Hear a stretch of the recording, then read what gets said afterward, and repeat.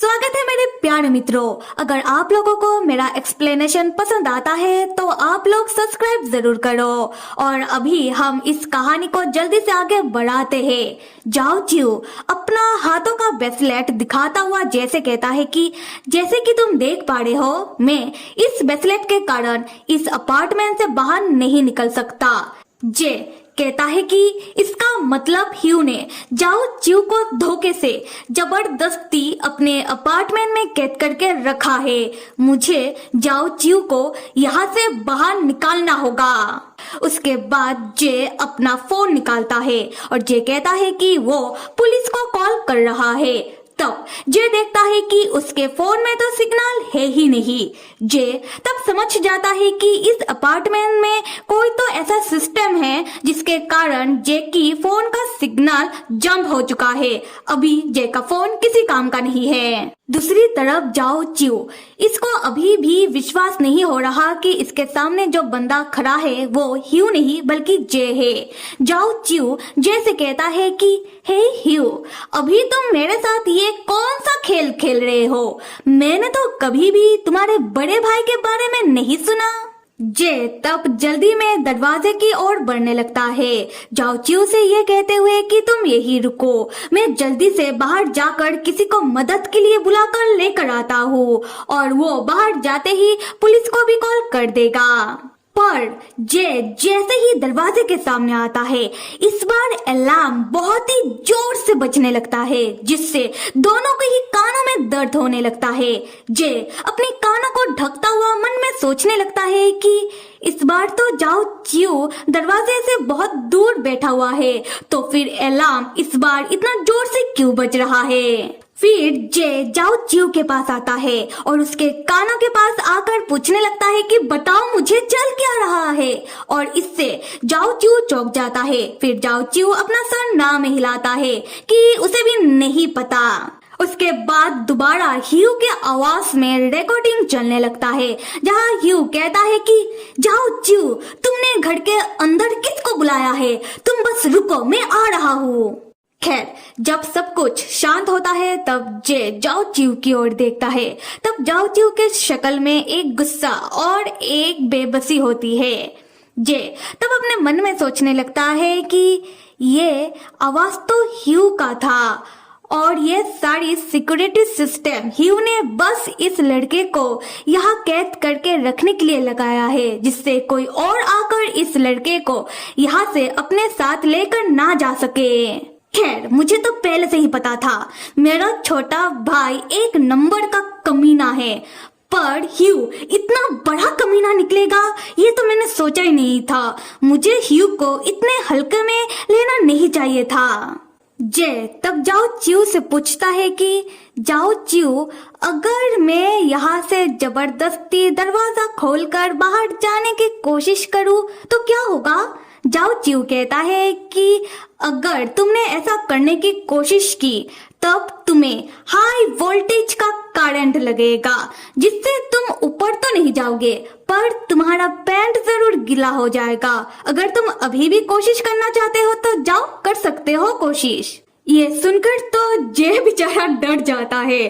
फिर जे कहता है कि हे भगवान, इसका मतलब मैं भी तुम्हारे साथ इस अपार्टमेंट में कैद हो गया। दूसरी तरफ जाओ चिऊ सोच रहा होता है कि अगर क्या होता कि ये जे सच में दरवाजे को जबरदस्ती खोलने की कोशिश करता और उसे करंट लग जाता और उसका पैंट भी गीला हो जाता। और ये सोचकर जाओ चिऊ थोड़ा थोड़ा मुस्कुरा रहा होता है। ये देखकर जे पूछता है कि क्या है, हाँ क्या सोचकर इतना मुस्कुरा रहे हो? उसके बाद जे अपना फोन देखने लगता है, जिसमें कोई सिग्नल था नहीं और सिग्नल के बिना जे का फोन किसी काम का था नहीं। जे तब बताने लगता है कि जे को लगा था कि यहाँ आने के बाद जे को ज्यादा से ज्यादा 2-3 घंटे ही यहाँ लगेंगे, इसलिए जे ने इस अपार्टमेंट में आने के बारे में किसी को भी नहीं बताया, खास करके अपने सेक्रेटरी को भी नहीं बताया।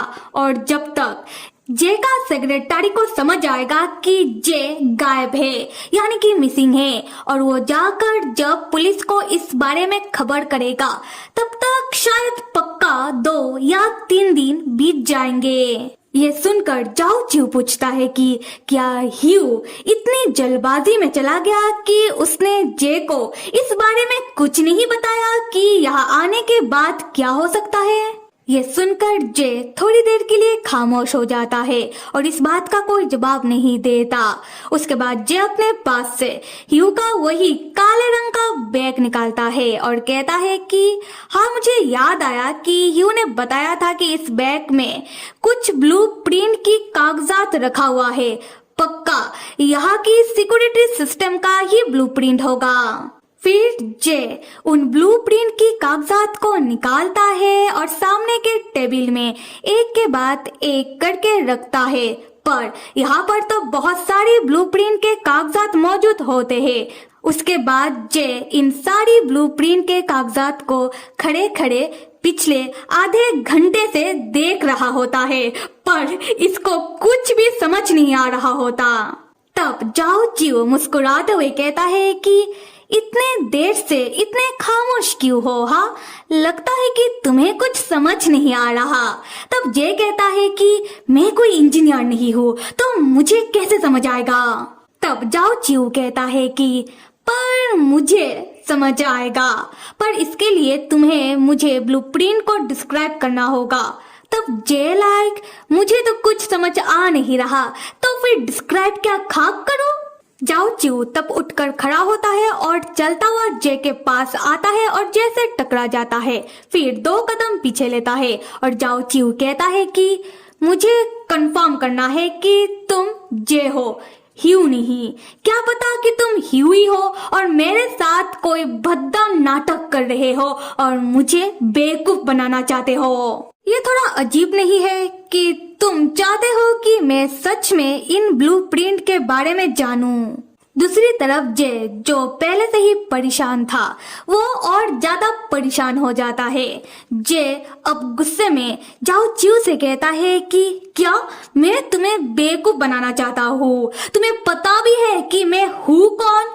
मेरे अप्रूवल के बिना ऑफिस में मेरा सारा काम अटका पड़ा होगा और मैं इस अपार्टमेंट में यहाँ तुम्हारे साथ अटका पड़ा हूँ और तुम अभी भी मुझे ह्यू समझ रहे हो। ये बात अजीब है। उसके बाद जे जाओ चिऊ का हाथ पकड़ता है और अपने गालों में लगाता हुआ कहता है कि अगर तुम्हें इतना ही फिक्र हो रहा है तो लो, कंफर्म कर लो कि मैं ह्यू नहीं हूँ, मैं जे हूँ। तो फिर मेरे प्यारे मित्रों, लो अभी तो जे भी ह्यू के इस अपार्टमेंट में कैद हो चुका है और आप लोग यही सोच रहे होंगे ना कि जाओ चिऊ को क्यों नहीं समझ आ रहा कि जे है, ह्यू नहीं है। ऐसा इसलिए पहले तो जाओ चिऊ को ह्यू के ऊपर रत्ती भर का विश्वास नहीं है और दूसरा हो सकता है कि जे और ह्यू दोनों भाइयों का गले का आवाज सेम हो सकता है। और आप सब लाइक, सब्सक्राइब और कमेंट कर दो। Till then stay with me and see you.